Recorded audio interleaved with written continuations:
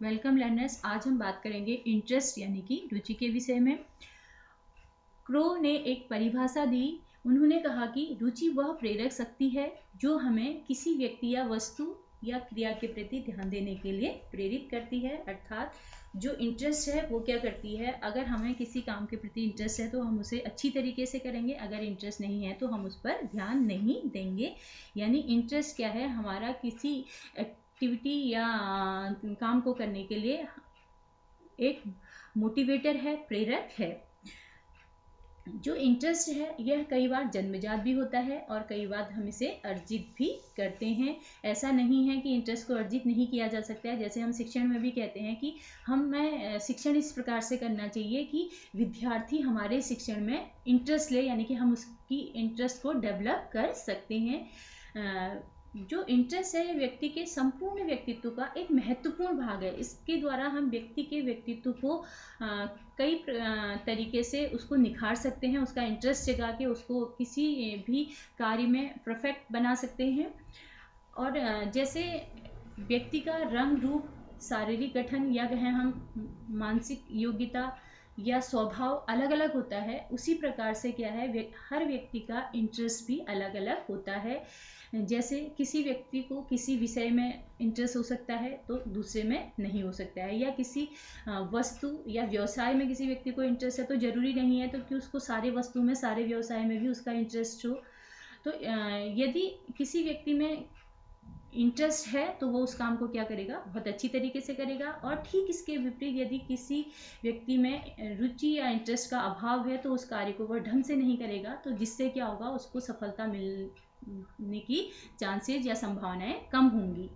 तो अतः हमें क्या करना चाहिए, हम किसी को यदि शैक्षिक या व्यावसायिक परामर्श दे रहे हैं तो परामर्श देते समय हमें उस व्यक्ति की इंटरेस्ट का विशेष रूप से ध्यान देना चाहिए कि उसका इंटरेस्ट कैसा है, उसी के अकॉर्डिंग उसे फिर परामर्श देना चाहिए।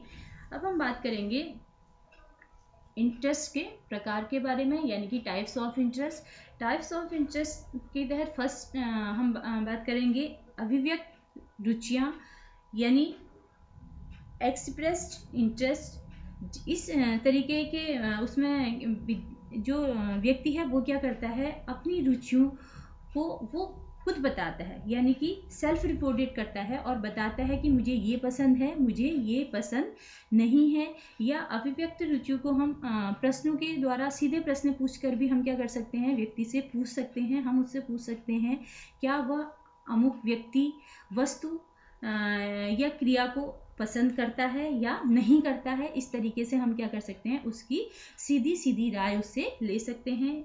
या हम साधारण शब्दों में कहें तो ये हो सकता है कि जो अभिव्यक्त रुचियां हैं वो क्या करता है, व्यक्ति मौखिक या शाब्दिक रूप से अपने अंदर होने का वो क्या करता है, स्वयं दावा करता है। वो बताता है कि मुझे ये पसंद है, मुझे ये पसंद नहीं है।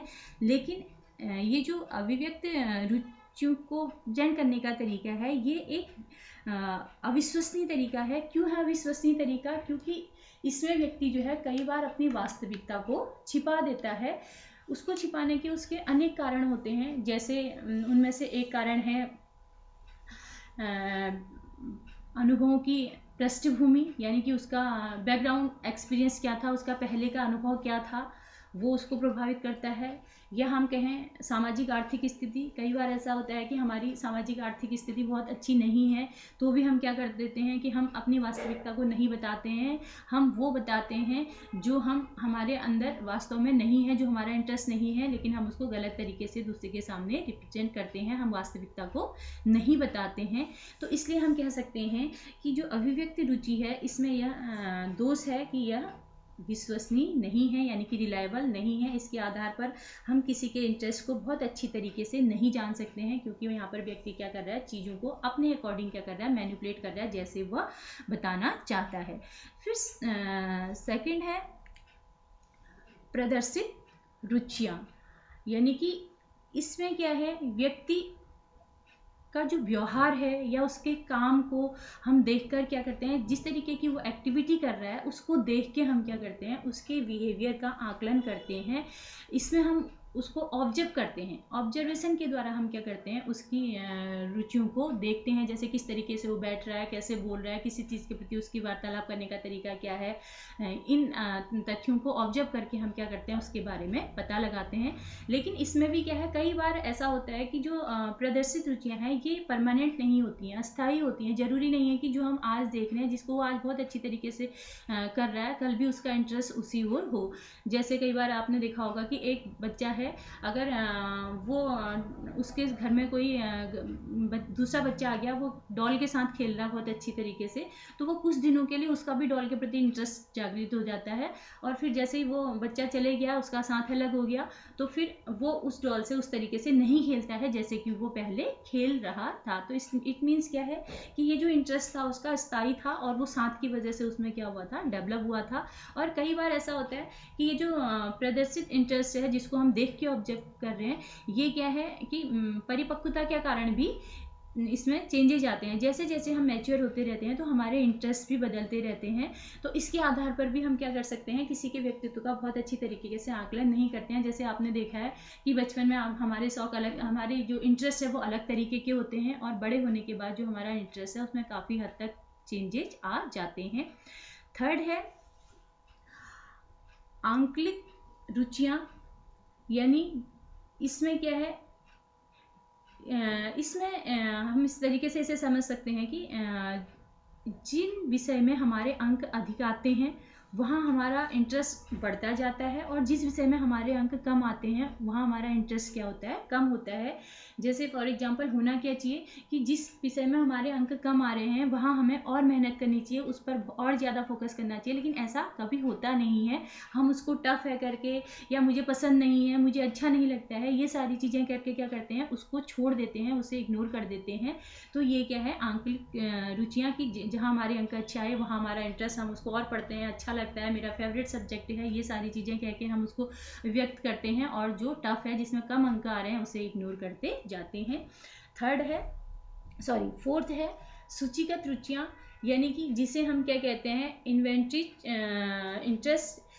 ये क्या है, एक इंटरेस्ट को मापने का प्रमाणीकृत तरीका है, यानी हम इसे कह सकते हैं स्टैंडर्डाइज इंटरेस्ट इन्वेंट्री। यानी कि हम इसमें क्या कर रहे हैं, ये एक रुचि को मापने का एक प्रमाणीकृत तरीका है। इसमें जो इंटरेस्ट है उनको बड़ी सावधानी पूर्वक क्या किया जाता है, एक उसकी सूची तैयार की जाती है, और उस सूची को हम क्या करते हैं, जो व्यक्ति है उसके सामने रखते हैं, और फिर उससे जानते हैं कि आपकी इसमें पसंद और नापसंद क्या है, उसको आप बताइए। या कई बार हम क्या करते हैं, 2 सिचुएशन उसके सामने रखते हैं और उससे पूछते हैं कि इसमें से अपेक्षाकृत आपको कौन सी सिचुएशन ज़्यादा अच्छी लग रही है। तो इस तरीके से हम क्या करते हैं, उसके इंटरेस्ट को जानने का प्रयास करते हैं।